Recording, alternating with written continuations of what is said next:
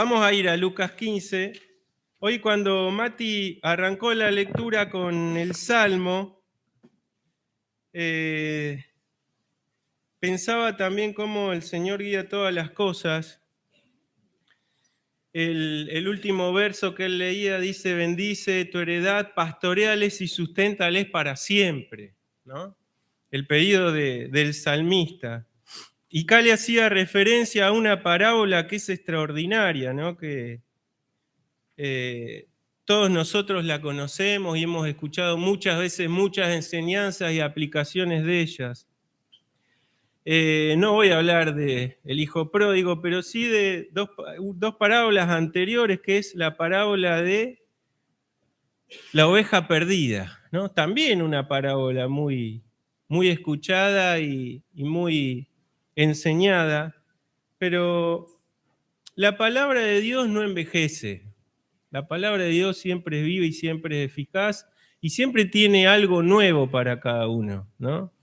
Y cuando yo leía, tocaba mi corazón y por otro lado me decía: ¿y vas a hablar otra vez de la oveja perdida tantas veces? Y bueno, el Señor entiendo que así lo quiso. Así que vamos a leer Lucas 15.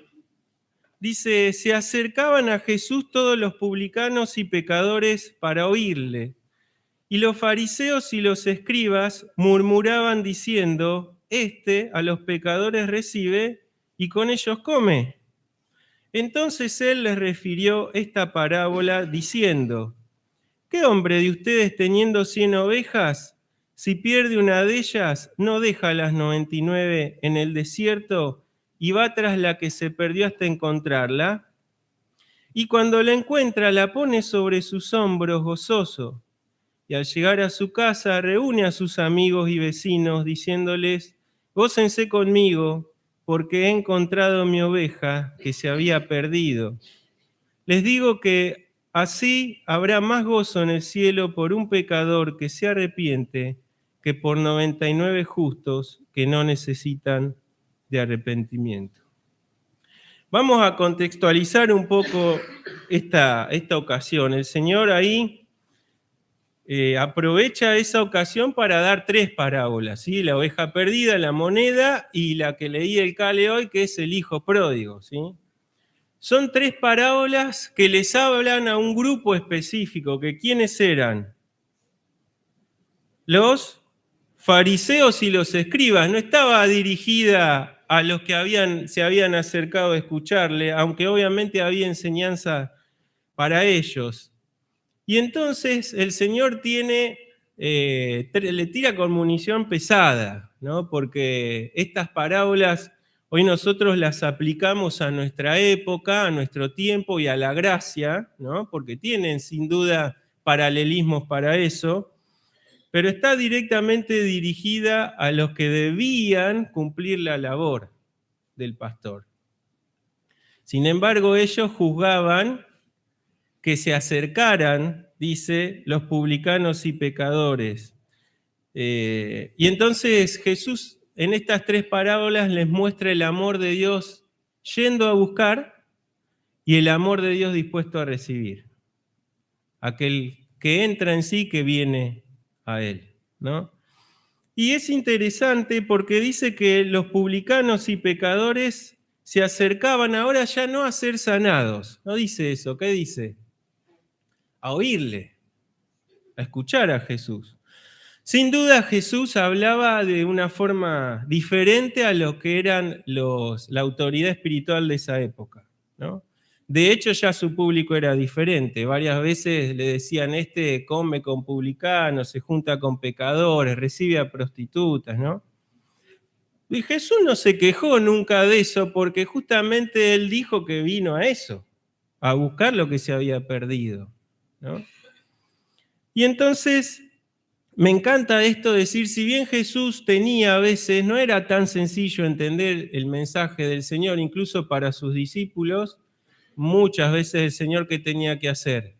Explicarle después lo que había dicho, ¿no? Sin embargo, él hablaba con autoridad. Y la forma de hablar del Señor era atractiva para aquellos que eran los marginados incluso de la sociedad.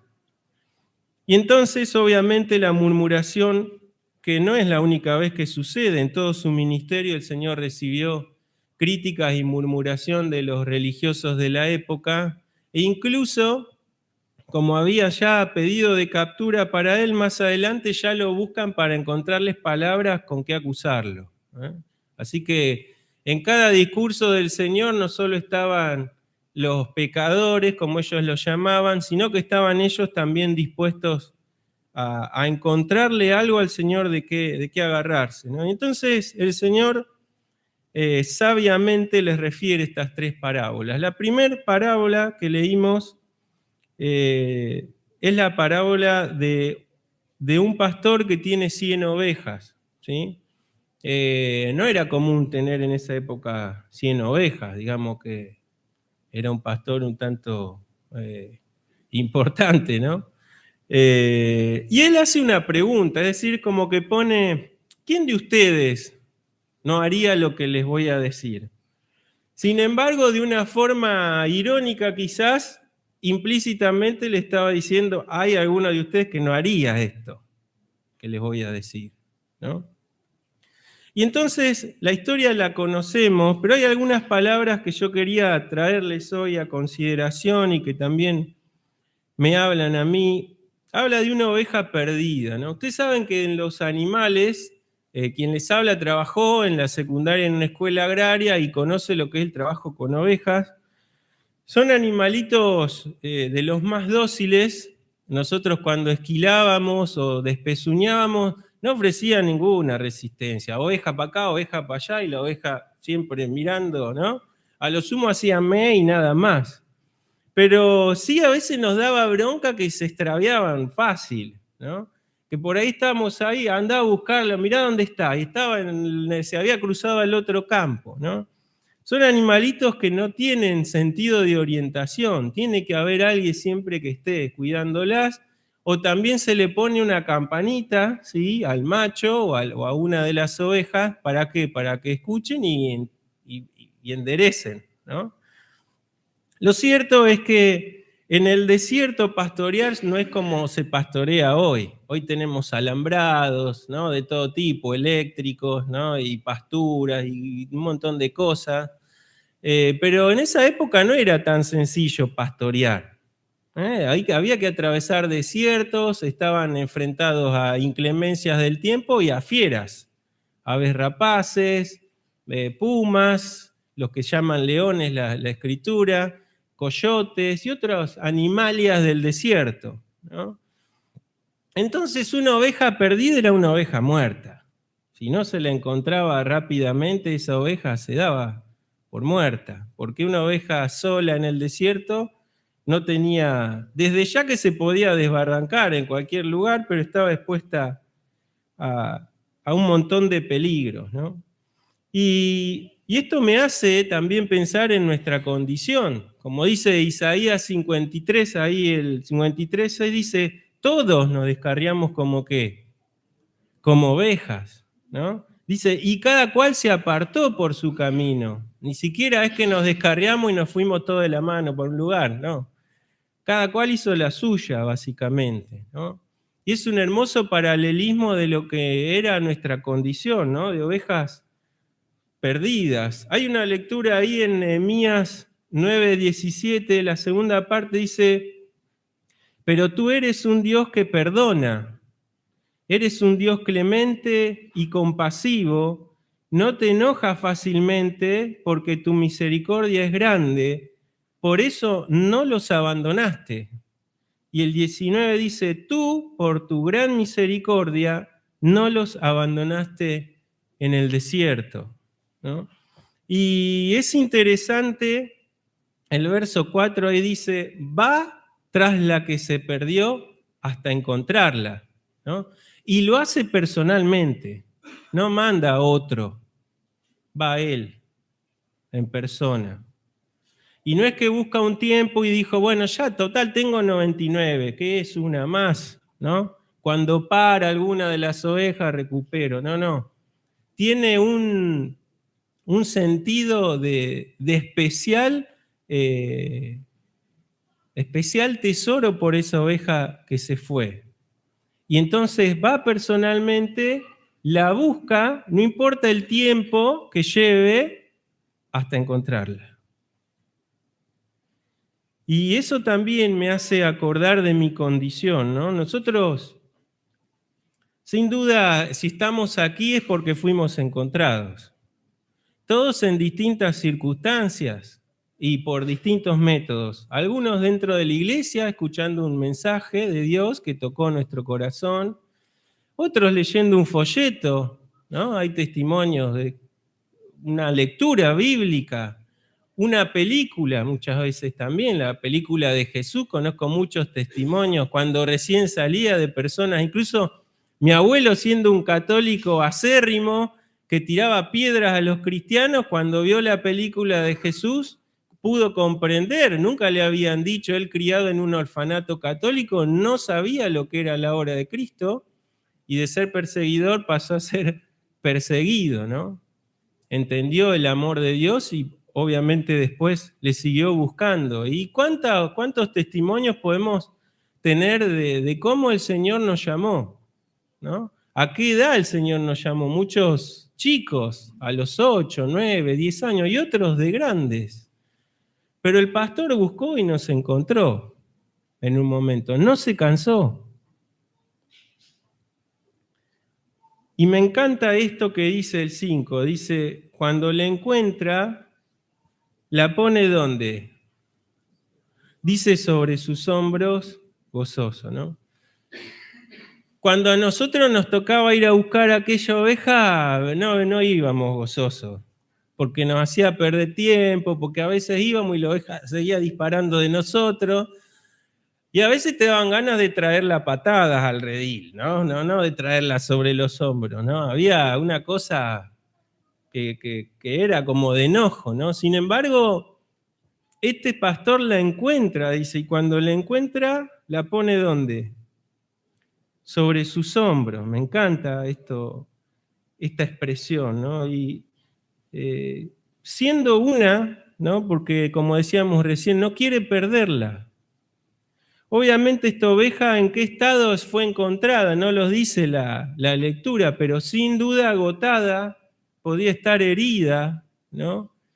Podía quizás tener imposibilidad de caminar. Lo cierto es que el pastor la carga sobre sus hombros, ¿no? Y esto es lo que también muchos de nosotros hemos experimentado, la ternura del Señor, ¿no?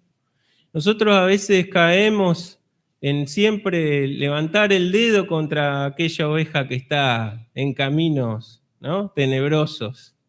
Lo primero que hacemos es mostrarle su pecado, mostrarle su error, pero el Señor en nuestra condición nos salvó, ¿no?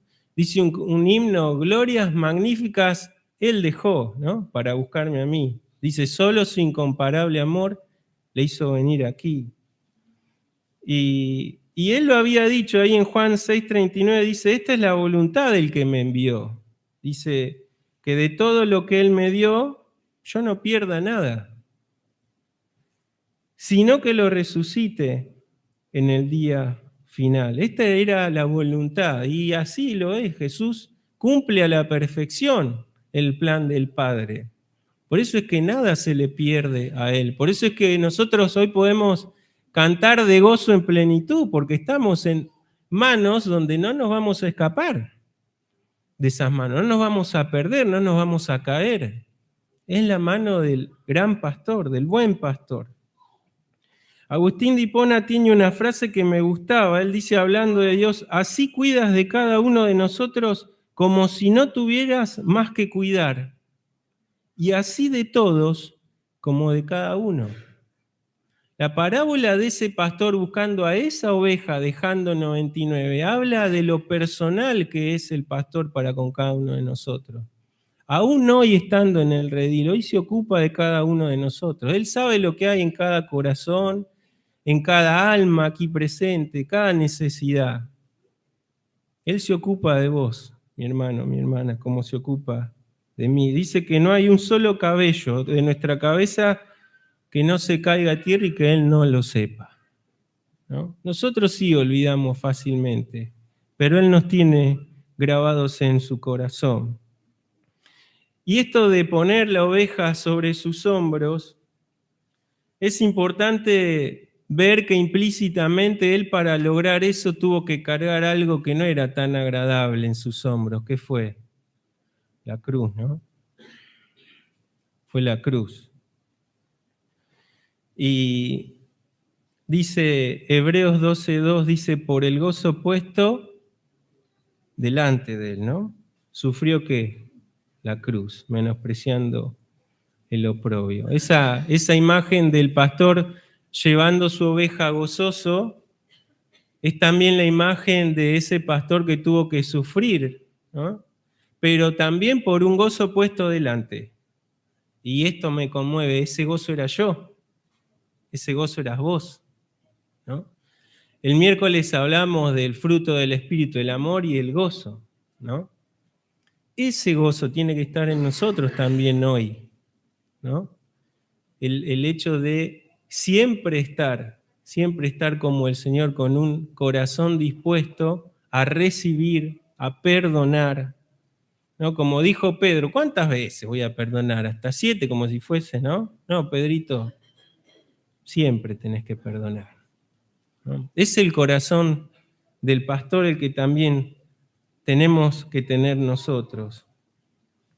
Y dice entonces que ese pastor, cuando encuentre esa oveja gozoso, eso no puede quedar así nomás, ¿no? Dice que él llega con sus amigos, comparte la noticia y comparte ese gozo. Pero dice, he encontrado la oveja. ¿Dice así? ¿Cómo dice la lectura? He encontrado mi oveja. Y esto me encanta también, porque habla de su pertenencia, de algo especial, de un tesoro. Y cada uno de nosotros hoy podemos decir, Él es mi pastor. Como dijo David, ¿se acuerdan? Jehová es mi pastor.